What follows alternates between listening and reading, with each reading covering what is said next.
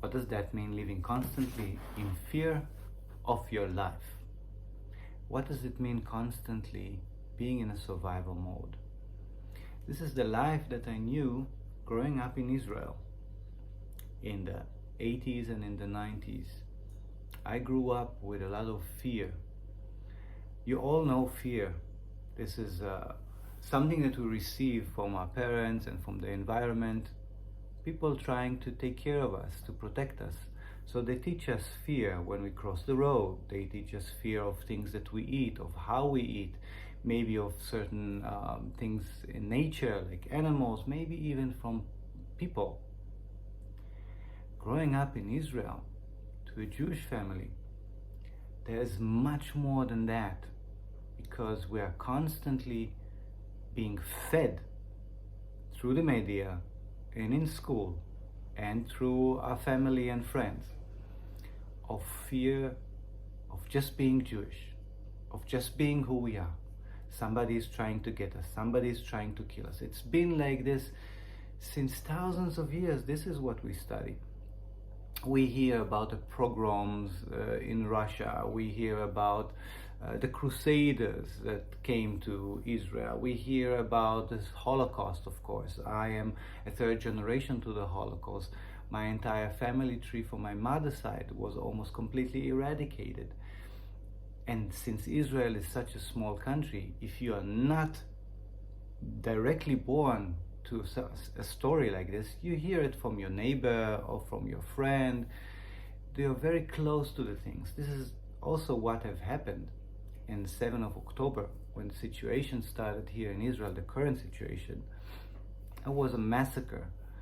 It was something horrible happened.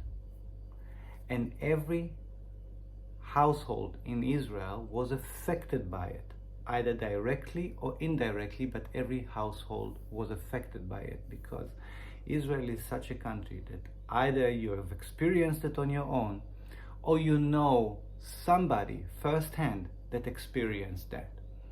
This is how the situation is in Israel, because it's a small country and because people live in family and because the culture. So growing up in that fear mode, we perpetuate it and we continue the cycle. This is what we know in spiritualism about living in constant survival mode. You constantly repeat the story, you create your own story. And this is what the people of Israel have known. This is information that runs in their blood, and this is the information that is being constantly fed to them. They grow up like this. And now, nothing has changed. On the contrary, it just became more evident, more alive. So there's constant threat from terrorist groups. There are constant threat from the neighboring countries. Israel, with its small population and relative small or new history, right? Because the country, the state was reborn in 1948, and since then there have been 5 major wars that my father and my grandfather were part of, that I was part of. So living in such a state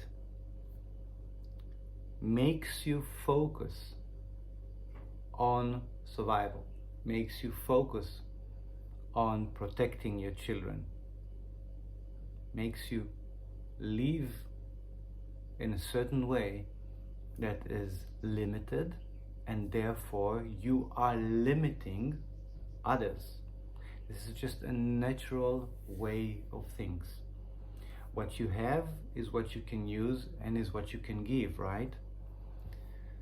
So I have made a very, very huge leap in my life. I've been dealing with my own traumas. I've been looking into my own past and the past of my parents and my grandparents and my forefathers, and I have done the inner work, meaning the spiritual work, the the conscious work, the emotional work, to be able to look at things from a different angle, to be able to report my own experience and my own path of healing with those stuff. And being in that place, I understand both sides. I understand the side of the Palestinian, you could say, and the side of the Israelis, the side of the Muslim and the side of the Jews. I've lived life abroad many, many years, where I encountered other religions and other cultures, where I lived amongst Christians, and where I encountered firsthand refugees, Muslim refugees from various countries in the Middle East and of Northern Africa. So I had the experience in working with them and getting to know them, and they had a chance to get to know me. So with all of this, I learned one simple thing, that we are all equal in our needs. This is very important to remember. We are all equal in our needs, right? We have a body to sustain first and foremost, and my body is not that different than your body. It might look a bit different, but it functions the same way. And in order to sustain it, we need the same things. We need food, we need shelter, we need water, we need protection, we need heat, we need space. Everybody is the same in this. Every need is the same. So this is the needs that perpetuate us in life. First, we have to take care that those things are set and done, that there is a security for this thing in order to continue living and in order to continue providing, not only for my own body, but for the bodies, meaning the lives of the people that are close to me, the people that I love.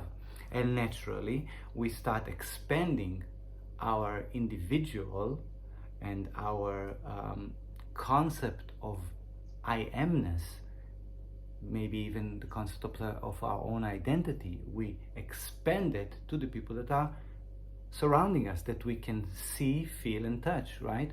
So it starts with me, and then it gets to my family, and then it gets to my tribe, and then it gets to my city, and to my people, and to my country. This is how we become nationalist. Now, in religion, actually what they want, or what they need to teach you is the expansion of that sense of self, so you can get closer and closer to the thing that gave you that life, meaning the creator and this creation. And when we get close to creation, then we start understanding, I need to take care of this too. I need to take care of the soil, I need to take care of nature, I need to take care of the animals of nature, because they are all sustaining me, right? It's a food chain, it's a pyramid that I am sitting on top of it. So I need to take care of everything that is under me, that is nourishing me, that takes care of the environment in which where I live. Same goes for getting closer to the creator. Then I'm starting to expand myself and realize I wasn't the only one created here, and not only not my people only, but all of this has been created by the same source. So we are all come from one, and therefore if I want to expand myself and get closer to this concept of creation and of creator, then I need to start finding space inside of me to everything that is out there, meaning to nature, to animals, and to other people. In order to get closer to the creator, I need to get closer to the people that the creator have created, because all of them are a spark of the creator. All of them come from the same source. All of them are an expression of exactly that. So when I look at people these days, I just see people. I see humanity. My mind dissects and divide them to male and female, and this look and that look, which gives me some sort of information about where these people are from, and I'm looking at their behavior, right? This is the conditioning of the mind, and it's okay. The question is, how does it impact my judgment and what I'm doing and what I'm acting upon? And I see people, and I see people that are motivated mostly by the same senses and are aiming towards the same concepts, meaning sustaining the body and sustaining the family and living happily on this earth. Now, every person have maybe a bit different perception of what happiness is, but in the core of it, happiness means I am fulfilled. My body is well, my spirit is well. Now, when I look at the people of Israel for the last almost a year since the war started, since beginning of October, I see people that want to become more than what their current situation is. Their current situation is forcing them towards even more survival, right? Fear of life, or whatever happened, was huge on the mind to accept that such horror can exist so close to you and that can enter your house without asking you permission. Living with that horror and experiencing that horror firsthand can drive any person towards an extreme reaction. Just try to put yourself in those shoes for a second. I've lived among Europeans and amongst Americans. I lived in Central and South America. Life there is very different. There are different concepts that motivates one to continue life or to experience life. But when the horror is so close to you, it will shake the foundation of what you perceive as good and bad. Now, the whole concept of this reality is going beyond good and bad. For the very first thing that happened in the Garden of Eden, tells us the story of the Bible, is what we call the original sin. Being tempted by the snake to eat from the fruit of the tree of good and bad, the tree of knowledge. Each time that the tree of knowledge is mentioned in Genesis is by its full name, the tree of knowledge, good and bad, which can also be translated to the tree of knowing good and bad. Not good from bad, not good or bad, good and bad, which means they come together. Much like dark at night, much like dark and light, and much like day and night, much like masculine and feminine, much like up and down. This reality is based upon a dualistic expression. And the first thing that happens, the first experience that Adam and Eve are having in at least the story of the Bible, is the experience of good and bad. So they tried from the fruit and they saw that it was good, but the consequences were negative, bad. They were cursed, so to say, and deported out of the Garden of Eden. And we are here because of that.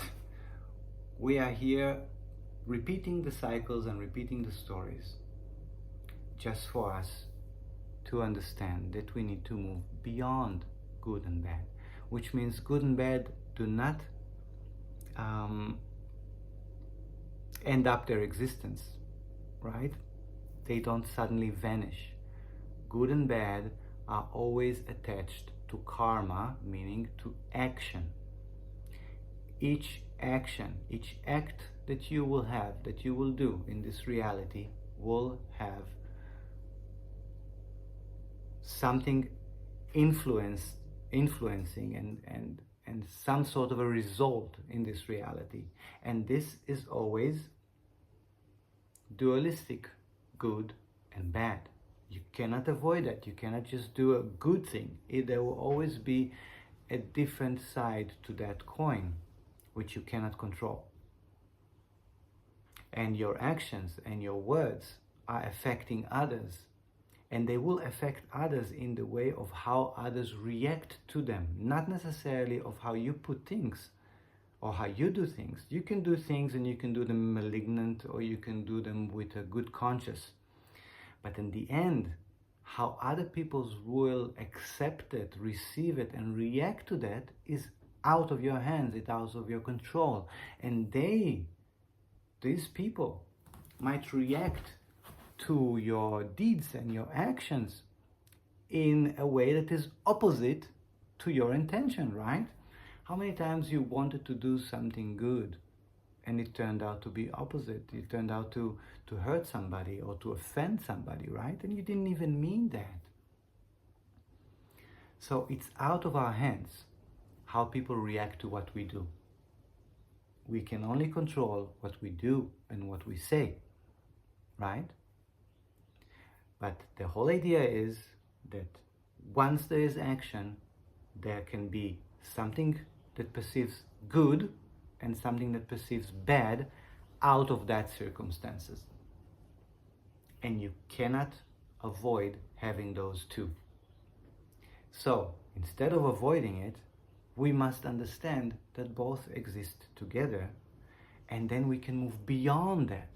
Instead of trying so hard to do something only good, we come to the understanding that good and bad go hand in hand, and therefore I am relieved from worrying about it.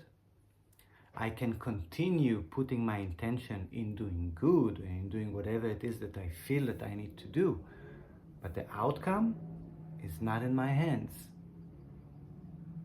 This is what it means going beyond good and bad, and then you stop seeing the world in such a separation, in such a dichotomy of white and dark, of good people and bad people. You start seeing every person with this dualistic characteristic. And this has been given to us from heaven, so to say. This is the game. This is what has been put here on earth in this creation for us to experience. So, please, when you see the situation that is happening right now, it's natural that you judge it, but you judge it because you are judging yourself. There's an inner judge that doesn't accept this, but accept that. Go beyond. Go beyond your perception of good and evil, and understand that every person has this in them, both characteristics, that every person with every act has it. And what you can do, of course, is try to influence, if you want, towards a global understanding, and that we finally live as humanity. And for this to happen, we need to start shedding all these concepts of what's my lineage is, and what's my religion is, and what's my nationality is. This keeps us separated. We can continue having those as long as we're not hurting each other because of those concepts. So, first-hand experience of living in Israel, growing up in Israel, and living in Israel in the recent times, there is no judgment. See both sides. Right now, many people suffer. I choose a different way of life, therefore, I don't suffer. I am affected, of course, by what is happening to a degree, but I choose what to do with that. I see people around me and they suffer, both the Israelis and the Palestinians. Both sides need to step up and to go beyond good and bad. I can't connect to your Wi-Fi network. You can reconnect to Wi-Fi from your Google So Home with app that, under Devices, then Setup. I don't know if you could hear that. The speaker is speaking. It's probably telling me, wrap up. Thank you guys for being with me again. If you have certain questions to how life is experienced here in Israel, to what can be done, to any questions at all, please share them with me. I will answer only from my own experience and from first-hand experience.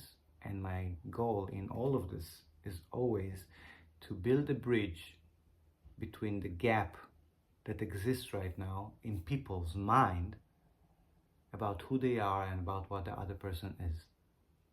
Let us bring this world to its true potential, which is a marvelous joyride throughout space. Bless you guys. Take care.